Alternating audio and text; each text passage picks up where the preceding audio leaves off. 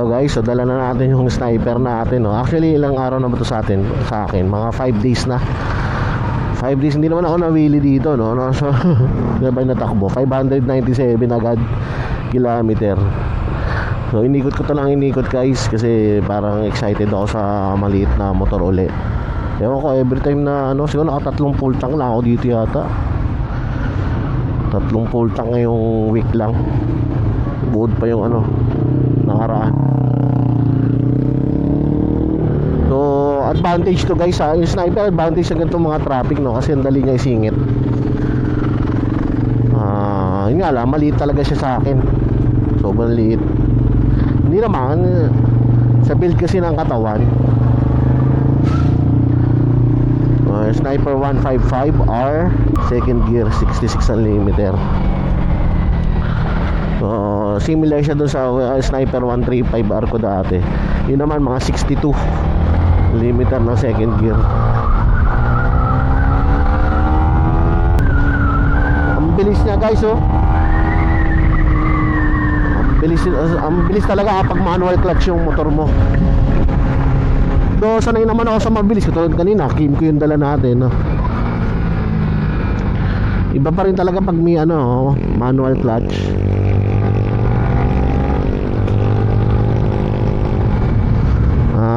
Trisera nito, actually ang Odo niya guys 600 na. So parang gusto kong gamitin ito kasi talagang paikot-ikot lang ako dito sa Cavite para lang matapos agad yung break-in.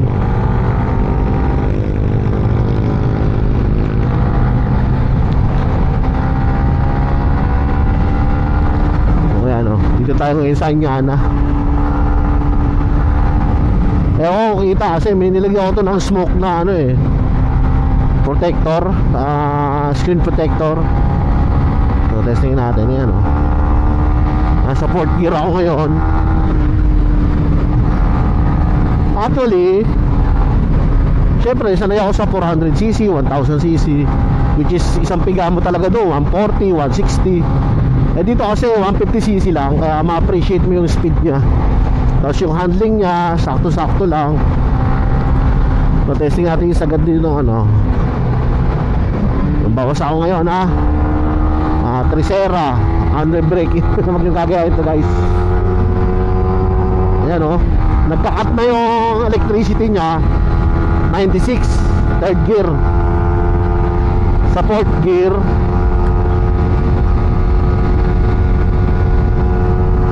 fourth gear on 111, 112.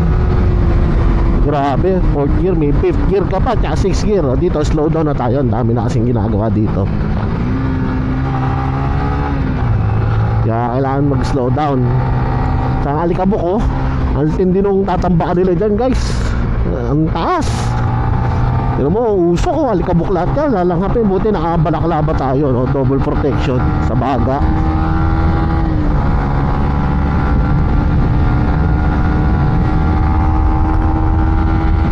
Sa 4th gear, sagad niya ay 112, 113. So hindi pa natin ito na isasagad, under braking pa lang. Hindi ito na isasagad pero sagad, no?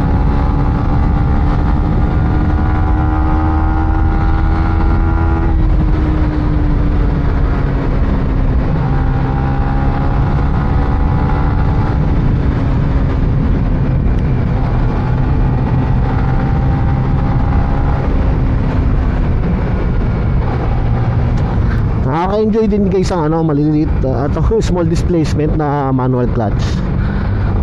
Lalo na sleeper clutch na to guys. Sleeper clutch na kahit magbawas ka, hindi siya sa sobrang kadyot or maglalak yung ano mo, cambio mo. Dami yung nagtitinda dito, may tupig na. Nilagang mais. Ito guys, ano, bakanting lote to dati, bakanting talaga. Tapos itong kalsadan to, bihira lang daanan. Ngayon, ginawa na nila ng main road. Kasama to doon sa build program ng pamahalaan. So dito tayo, no, medyo rough road dito. Matubukan natin yung suspension nito. Ayos din. Ayos din ang suspension niya guys, ha. Monoshock to guys. Natalbog-talbog lang talaga. Parang mas gusto ko pa nga yung suspension nito sa kaysa sa ADB Ewan ko lang, correct me if I'm wrong. Siguro pag napalitan yung sa or na break-in, kasi lahat ng ADB ko guys, naka-6 na ADB na ako. Pinakamataas na odo lang na nagtagal sa akin, naka 2,000. Madalas binibenta ko pa nagsawa. Kaya hindi ko na, parang hindi ko pa nabe-break-in yung ano no, yung suspension niya, binibenta ko na. So pag dito tayo. Oh, dami ng basura dito. Ito pa guys, kapag ganitong mga bakante, tinatambay ng mga tao, tapos tinatapunan ng basura. Hanap tayo ng spot na maganda no.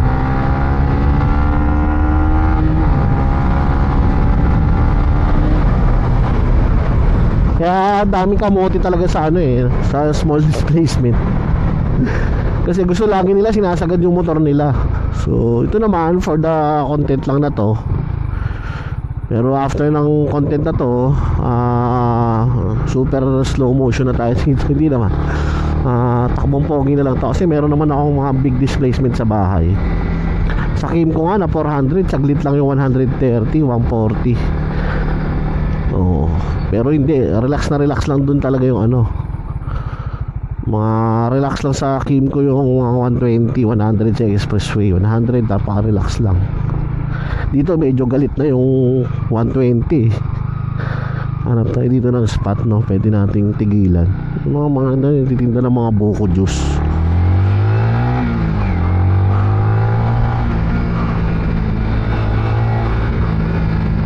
Ito yung mga tumatambay dito joyride no. Dito sa Cavite guys, marami ng lusutan ng mga sasakyan, kaya hindi na kayo maliligaw o matatraffic dito. Kasi marami ng alternate route. So, hindi ka na mahihirapan pumunta ng Cavite. Kasama sa build program panahon pa ni Duterte. Ito mga nagtitinda ng mga pinya. Ito nung high school kami, liblib to tapos rough road. Good thing na develop na unti-unti.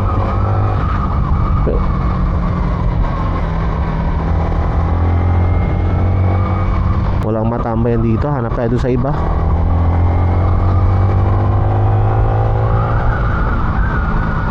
Ito, may bagong kalsada dito no. Ikot nga tayo dyan. Bibidyo lang tayo. Video.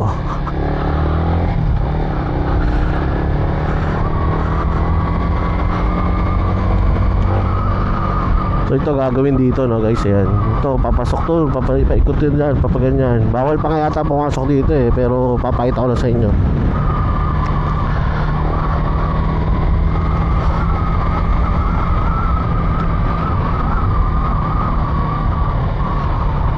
So ayan, dito na lang tayo tumigil, wala naman akong mabili ng buko.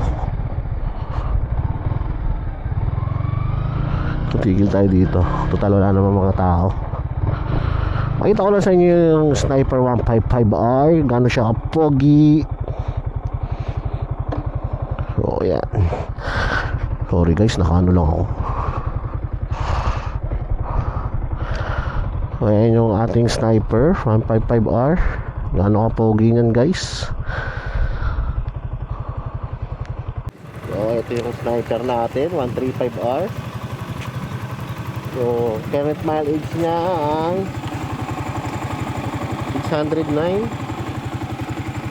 So in 4 days na gawa natin 609. Gusto ko kasi guys matapos na yung niya, break-in period, at least 4,000 km. So yan.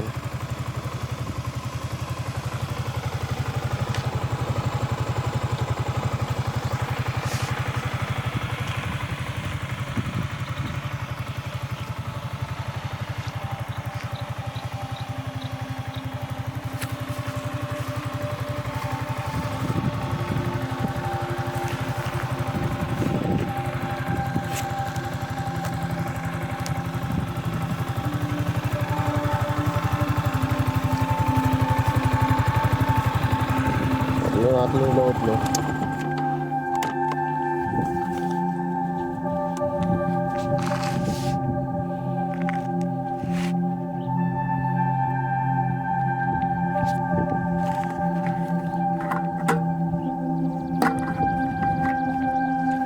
Dito wala talagang may lalagay.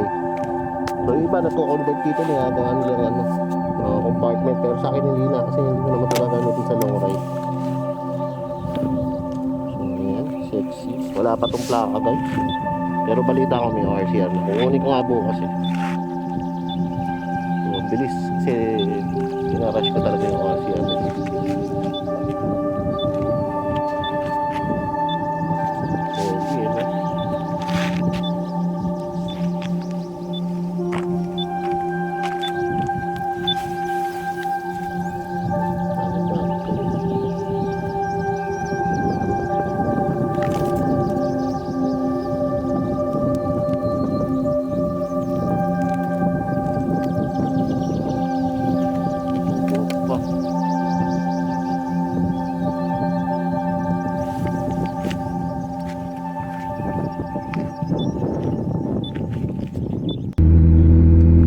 So yun o guys, nakita nyo naman yung Sniper 155R natin, no. So ngayon, since nailabas ko naman lahat ng motor bago ilabas to, no, sagarin na natin, i-drive ko na rin tong Ninja 1000 SX ko dyan. Ikot lang tayo dyan, may mga bakanting ano dyan mga kalsadang maluluwag. Ikot na rin tayo kasi hindi ko masyado nagagamit to guys, kasi busy nga ako ngayon. Yung mga odometer nya 4031 lang guys, 2 taon mahigit na to. So parang pumapatak lang na ano, no, wala pang ilan ba, 200 km per month, parang ganun.